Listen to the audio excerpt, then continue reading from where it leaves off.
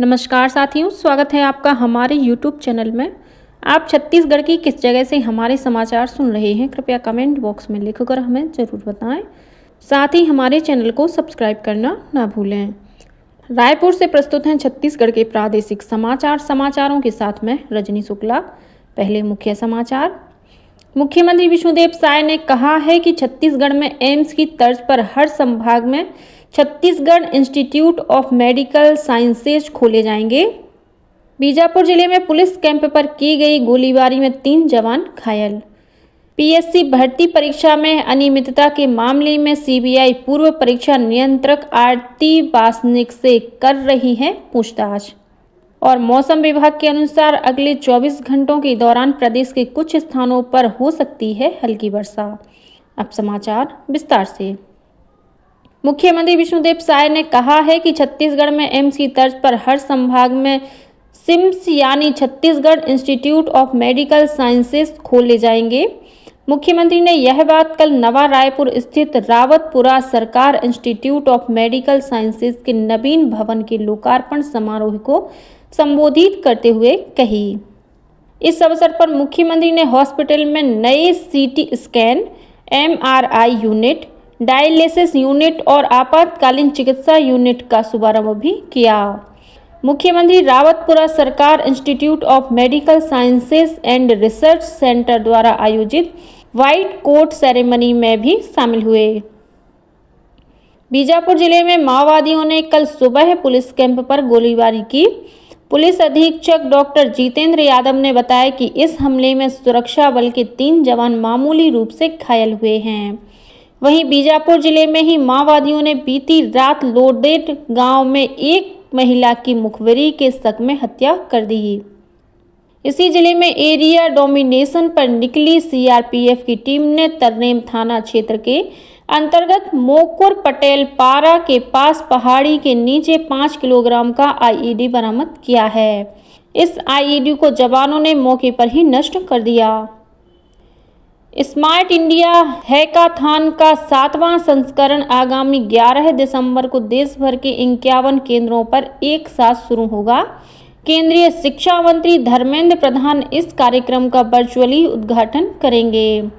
छत्तीसगढ़ में दुर्ग स्थित Bhilai institute of technology smart India hackathon की मेजबानी करेगा। इस कार्यक्रम में 13 राज्यों के 28 प्रशिक्षकों के मार्गदर्शन में 186 प्रतिभागी शामिल होंगे। इनमें 83 महिलाएं भी हैं। वहीं देश भर की 31 टीमें भाग लेंगी। छत्तीसगढ़ में 4 स्थानों पर स्मार्ट इंडिया हैकाथॉन का आयोजन किया जाएगा। इनमें भिलाई, बिलासपुर, रायपुर और दुर्ग शामिल हैं। केंद्रीय जांच ब्यूरो सीबीआई छत्तीसगढ़ लोक सेवा आयोग पीएससी भर्ती परीक्षा में हुई कथित अनियमितता मामले में पूर्व परीक्षा नियंत्रक आरती वासनिक से पूछताछ कर रही है। 2 दिन पहले सीबीआई टीम ने आरती वासनिक के राजनांदगांव स्थित घर पर भी छापा मारा था। गौरतलब है कि पीएससी भर्ती परीक्षा में गड़बड़ी के मामले में सीबीआई ने हाल ही में छत्तीसगढ़ लोक सेवा आयोग के पूर्व अध्यक्ष टामन सिंह सोनवानी और एक उद्योगपति को गिरफ्तार किया है।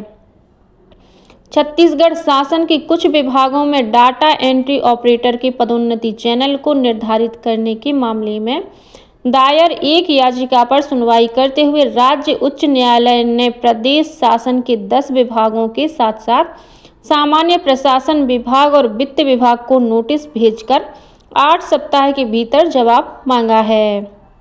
गौरतलब है कि छत्तीसगढ़ प्रदेश शासकीय कंप्यूटर और डाटा एंट्री ऑपरेटर कर्मचारी एसोसिएशन ने हाई कोर्ट में एक याचिका लगाई है, जिसमें कहा गया है कि राज्य शासन के 15 विभागों में डाटा एंट्री ऑपरेटरों का पदोन्नति चैनल निर्धारित है, लेकिन 10 विभाग ऐसे हैं जहां पदोन्नति चैनल निर्धारित नहीं है।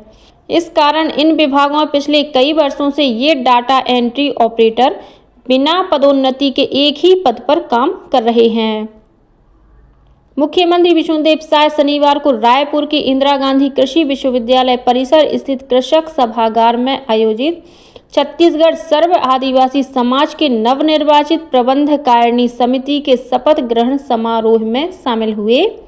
इस अवसर पर मुख्यमंत्री ने कहा कि जनजातीय समाज के विकास के लिए राज्य सरकार प्रतिबद्ध है और इस समाज के विकास के लिए लगातार काम कर रही है।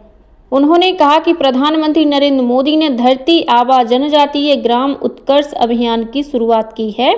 इस अभियान का लाभ देश के 5 करोड़ जनजातीय लोगों को मिलेगा। इस योजना में छत्तीसगढ़ के भी अनेक जनजातीय बहुल गांव शामिल हैं। उप मुख्यमंत्री अरुण साव ने कल मुंगेली जिले के खुड़िया में 290 करोड़ रुपए से अधिक की लागत के मल्टी विलेज जल प्रदाय योजना के वाटर ट्रीटमेंट प्लांट का भूमि पूजन और शिलान्यास किया। जल जीवन मिशन के तहत खुड़िया मल्टी विलेज योजना से मुंगेली जिले के तीनों विकास खंडों के 206 गांवों को स्वच्छ और सुरक्षित पेयजल की आपूर्ति की जाएगी। जिले के करीब 60,000 परिवारों को इस योजना का फायदा मिलेगा। उप मुख्यमंत्री ने मुंगेली जिले के ही नवरंगपुर में नए विद्युत सब स्टेशन का लोकार्पण किया। इस नए विद्युत उपकेंद्र से क्षेत्र के 22 गांवों को लो वोल्टेज की समस्या से मुक्ति मिलेगी। इससे 6,000 बिजली उपभोक्ता लाभान्वित होंगे। छत्तीसगढ़ उच्च न्यायालय द्वारा पुलिस विभाग में आरक्षक पद में भर्ती पर लगी रोक को हटाने के बाद राज्य के विभिन्न संभागों में भर्ती प्रक्रिया एक बार फिर से शुरू हो गई है। दुर्ग संभाग के तहत दुर्ग, बालोद, बेमेतरा जिलों में भी कल से भर्ती प्रक्रिया शुरू हुई। पुलिस अधीक्षक दुर्ग जितेंद्र शुक्ला ने बताया कि कल 500 उम्मीदवारों को प्रथम चरण के तहत फिजिकल और दस्तावेज सत्यापन के लिए बुलाया गया था, जिसमें 257 अभ्यर्थी उपस्थित हुए।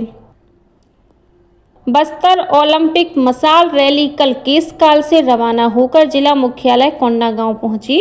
कलेक्टर कुणाल दूदावत, पुलिस अधीक्षक वाय अक्षय कुमार और नगरपालिका उपाध्यक्ष जसकेतु उसेंडी सहित जनप्रतिनिधियों ने रैली में शामिल खिलाड़ियों का पुष्पमाला पहनाकर स्वागत किया। इसके बाद मशाल रैली को कोंडागांव से जगदलपुर के लिए रवाना किया गया। मुख्यमंत्री विष्णुदेव साय ने भूतपूर्व सैनिकों और शहीदों के परिवारों के कल्याण के लिए सशस्त्र सेना झंडा दिवस निधि में कल अपना योगदान दिया। इस अवसर पर मुख्यमंत्री ने प्रदेशवासियों से भी सशस्त्र सेना झंडा दिवस निधि में योगदान करने की अपील की है। मुख्यमंत्री से कल सैनिक कल्याण बोर्ड के संचालक ब्रिगेडियर विवेक शर्मा ने उनके निवास कार्यालय में मुलाकात की और उन्हें लेपल पिन लगाकर सशस्त्र सेना झंडा दिवस की शुभकामनाएं दी। ब्रिगेडियर विवेक शर्मा ने मुख्यमंत्री को बताया कि सशस्त्र सेना झंडा दिवस निधि से 27 कल्याणकारी योजनाओं का संचालन किया जाता है। इस वर्ष इस निधि से 1 करोड़ 5 लाख रुपए की राशि विभिन्न योजनाओं के तहत सैनिकों और शहीदों के परिवारों को वितरित की गई है।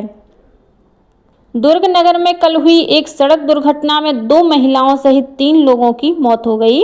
इस घटना में एक अन्य व्यक्ति घायल हुआ है। बताया जा रहा है कि दुर्ग में सेक्टर 1 के पास एक कार अनियंत्रित होकर पेड़ से टकरा गई। और अब पेश है मौसम का हाल।